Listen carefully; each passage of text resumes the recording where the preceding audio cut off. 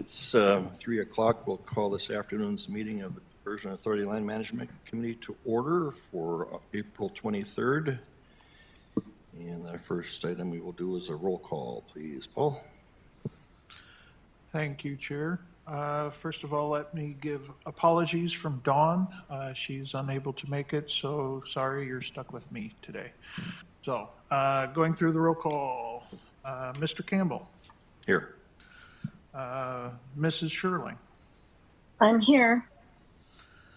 Mr. Hendrickson. Here. Mr. Olson.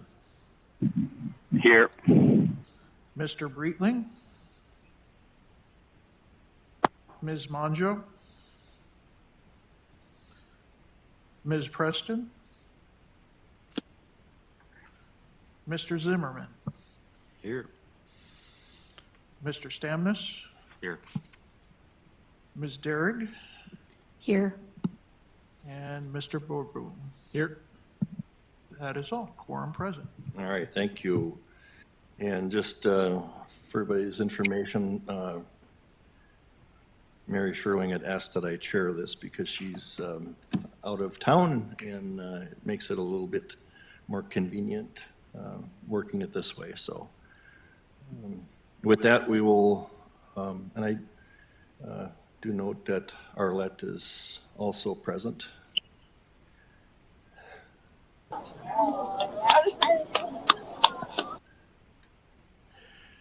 All right, the next item we have is the approval of the minutes from February 21st, and you would have had those sent in your packet. Any additions or corrections? If not, is there a motion to approve? I move to approve. Okay, Chuck? I'll second it. Second, all right. Second. All right. Getting an echo. Any further discussion?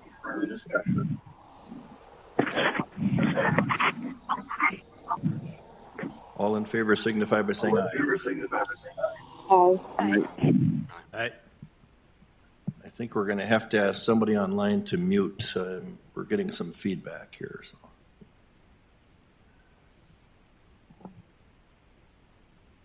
All right, the minutes were approved. Item number 3, the approval of the order of agenda. Mojo approved. Who was that? Mary? Okay. Mary. Jenny Mojo. Oh, Jenny. Okay. All right. Jenny is also with us now. Okay, that's a motion to approve the order of agenda. Is there a second?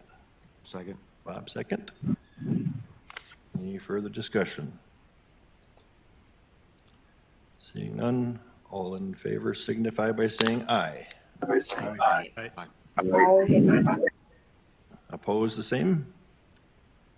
Motion carried. And item number 4, we have several items here that we're looking for a recommendation for excess lands. And Jody, you're going to take that one? Oh, yes, thank you. So you were sent out a packet. I'm going to step through each one of these, but they're specific, and so I just have them in the packet. It's one motion for you to approve. They're broken out into 2 approvals because there are 2 of them that are subject to a flowage easement once we would go through the excess lands policy, and then the remaining 5 of them do not need to be subject to the flowage easement. So I'll step through these a little bit. So this first one is for in 717 and 9732.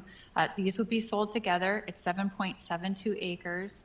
And just for Miss Preston, look at what I did because you asked for this last time. You just have to be patient. Oh, I didn't bring the, hold on. I'll be able to type it in.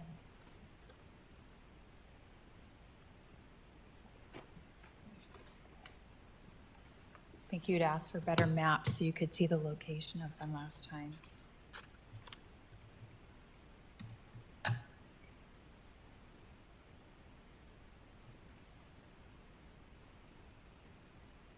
And so you can see the 717Y and 9732, why we would sell them together. They're pretty small strips over there. They're going to be on the western side of the channel. You can see this is I-29 right here. And as you kind of go down, again, there are these two small strips right here on the unprotected side of the channel.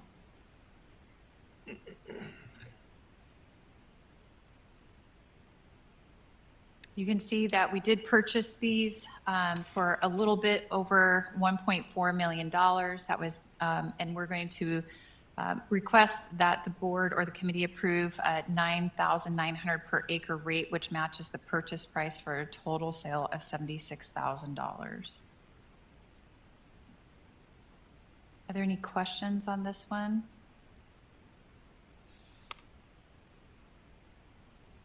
All right. Okay, I will keep going. So the next one is 7247. So this is going to be a part of the rail corridor that's sitting kind of south of Horace.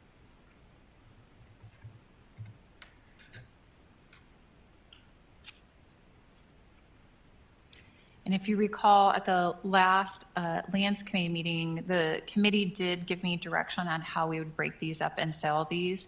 So we have this currently broken up into 4 portions. This is the 7249 that we'll get to kind of later in the packet, 7248. This is the 7247, and then everything north of Liberty Lane, we currently have a 7234. That is not coming before you today. We'll continue to kind of work through these. They're a little bit more complex. They take a little bit more effort from our team's part, get them prepared and bring them forward for a recommendation. So right now, what you'll see is this one's kind of split in half. The neighboring property owner right here was able to purchase up to the middle of the corridor directly from BNSF. So what we have is this strip that abuts the neighboring property owners and then pulling it directly up to Liberty Lane.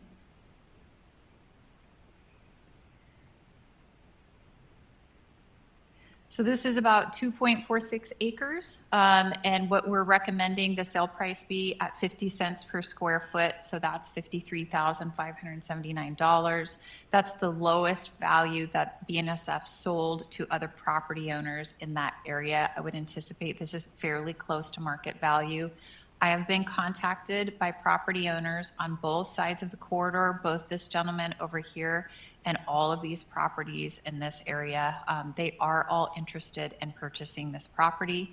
So I don't want to address it today because I don't want to, try to solve a problem I'm not sure if we have yet, but it wouldn't surprise me if we get a bid from both sides, and we'll be bringing it back to this committee for direction on how to address that. I'll turn this on so you can see the property owners a little bit better. And again, I think if not all of them, close to all of them have contacted me, and my understanding is that they're coming together to purchase that directly from us. And again, the property owner over here, Mr. Danielson, has also expressed interest in purchasing the remainder of this corridor. So, any questions on that one? I have a question here. Quick. Yes. So can you bring up that map again? So you said the property owners are going to get together. I don't know what side that is on the left side on the map. I don't know if that's south, north, or whatever. They're going to get together and buy it, or is it just individuals? Yes, so that's a good question. So the way we're going to do this is we're going to sell this as one piece to them, and what we've agreed to do is then we will work on getting the proper legal descriptions for each of them to line up with their particular properties. But what it will do is we'll sell it as one strip. So they will come together collectively. One person will probably have to purchase it, and then they'll have to kind of figure out amongst themselves. They're all very comfortable with that. My understanding from talking to most of the property owners up here is they've been maintaining the land right up abutting to this rail corridor in the past. So they kind of treat it as their own now. And so they have a lot of interest in that. And then, of course, in talking with Mr. Bakigard, we do have an obligation to go out there and remove the ballast. So we've been notifying them that we'll maintain a right of entry to get that completed in an appropriate amount of time to meet our obligations with the permitting agency. So I have another map that I didn't pull up, but we kind of draw the property lines out this way. And then that way, amongst themselves, they can determine how much property they would have at that 50 cents per square foot, if they get it, comparatively to their neighbor over here. But they seem to, since they've all communicated with me, I do anticipate that they'll put in a bid for it. So, Thank you. did I answer your question? Yeah, absolutely. Thank you. Okay. So the next one then, unless you guys have additional questions on that one, is going to be the 7248. So that's that smaller parcel next to it. You guys get quite a bit of information in your packet. So you can see all the property owners' names in here that would receive notification about purchasing that property. So this one is going to be just over an acre. It's a pretty small piece. We did purchase it for nearly $31,000, again at 50 cents per square foot. This more closely aligns with how it was appraised by BNSF, so we would sell it for $22,433. If I go back over to this map so you can see a little bit better, the 7248, they were not allowed to purchase this directly from the railroad. So if you're wondering why some of them didn't, it's just in the statute, the railroad statute of who they could offer it to or had to offer it to and who they didn't. So that's why they were not allowed to purchase it. They have reached out to me as well, and they are also interested in purchasing. They would own then both sides of this, so they're interested in purchasing this. So I do expect when this goes to the neighboring property owners, that they'll go ahead and purchase that.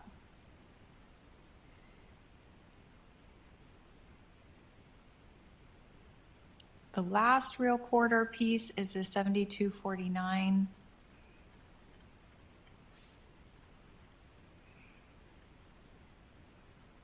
This is just under 4 acres, so sitting at 3.9 acres. Get a little bit higher of a purchase price just because of how the railroad had appraised that.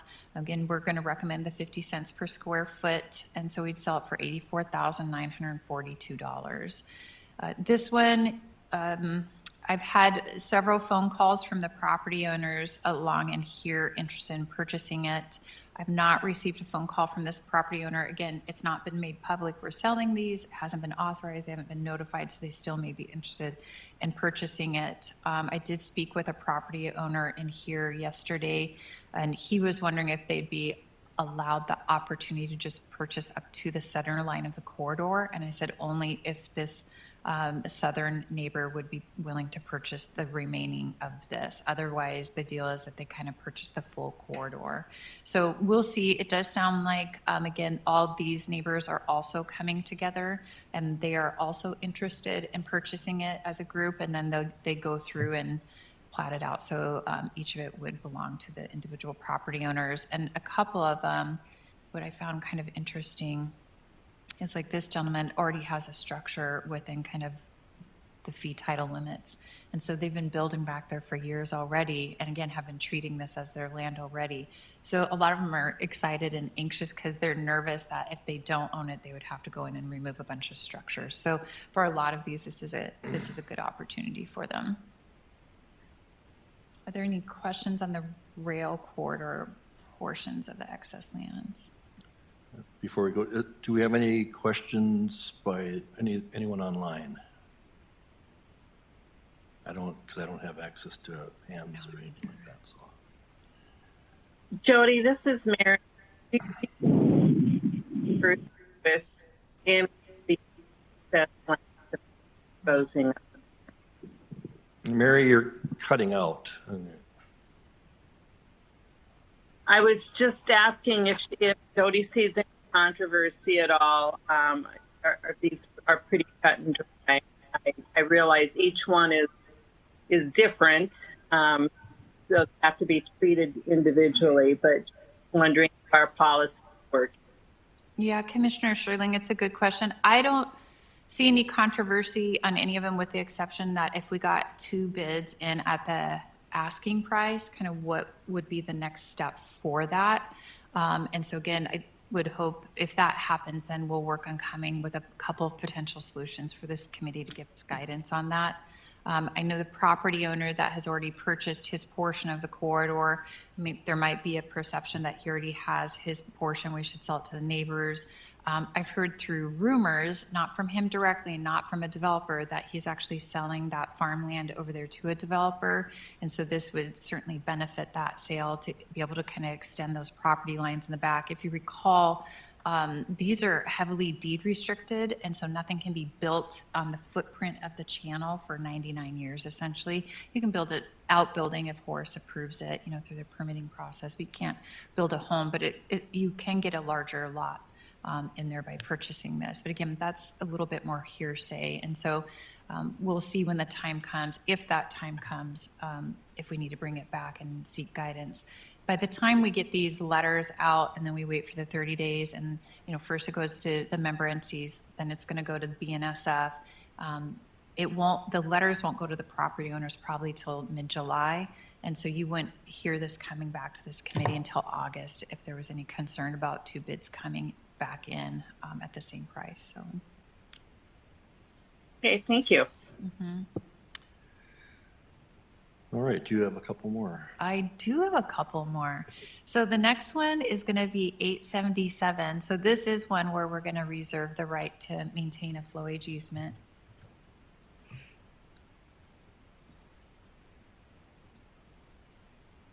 So this is down in the upstream mitigation area. Close this out for you guys, sorry.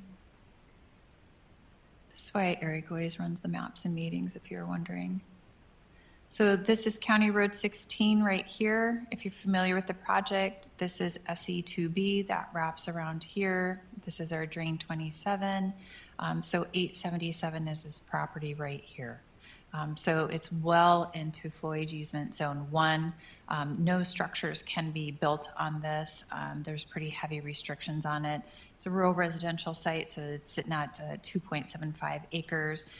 The full take was just under 258,000. Again, that's to purchase the structure on it. We are recommending that the base price be based off of $5,000 per acre. So that's $13,750. This is one where we will reserve the right to remove the trees until the end of 2026.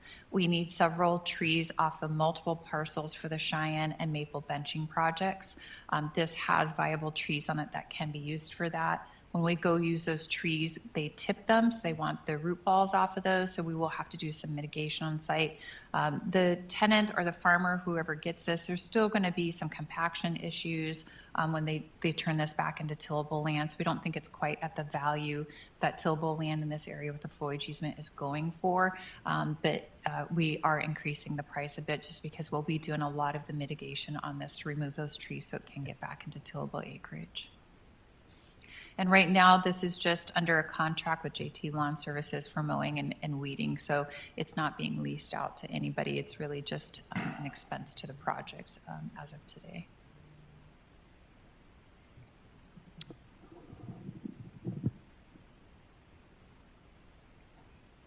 And that, do you have I have one more. 8385? Yes. Okay, this is last but not least.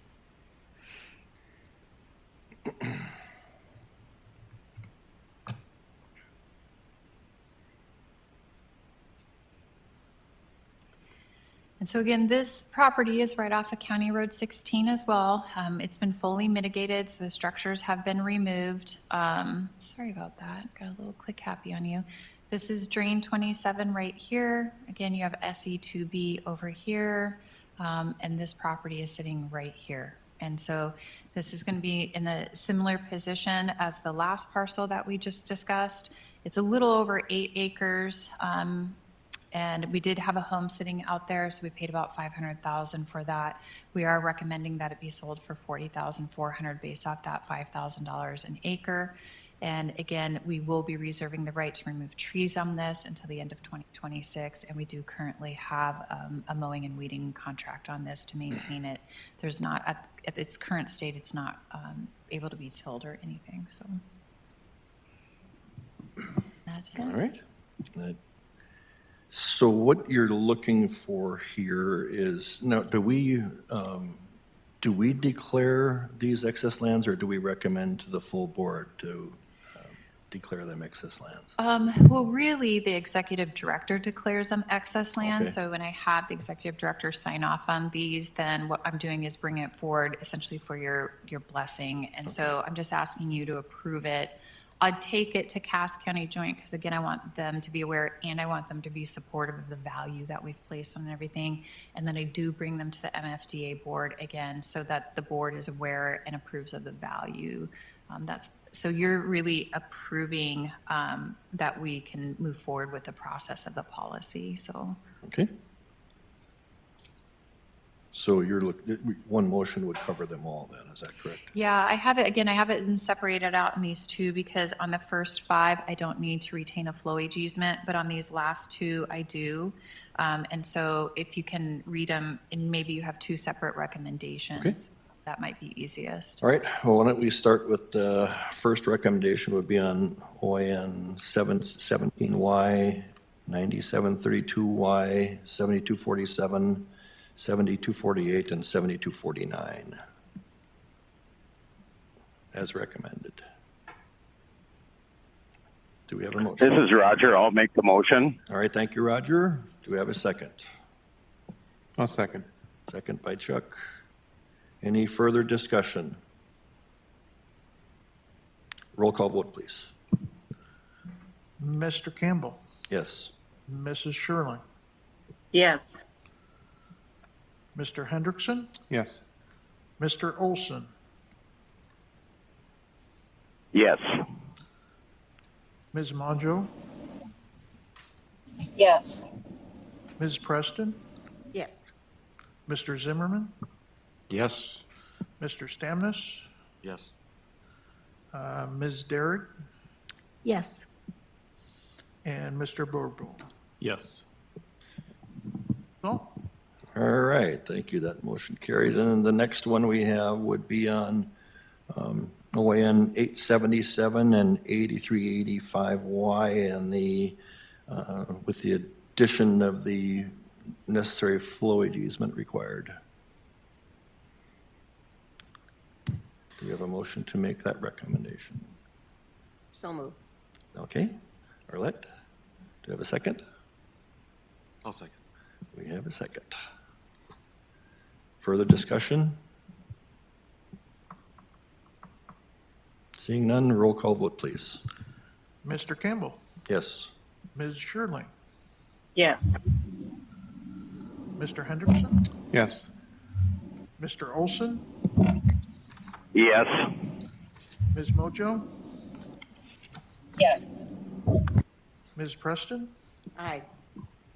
Mr. Zimmerman, Yes. Mr. Stamnis, Yes. Ms. Derrick, Yes. and Mr. Borbel. Yes. All right, thank you. That motion carries. That brings us to item number 5, other business. Do you have any other business to discuss today? And the next meeting date is yet to be determined, I guess. Chair Sherling will probably call that when she finds it necessary to do so, right? All right, with that, we will stand adjourned.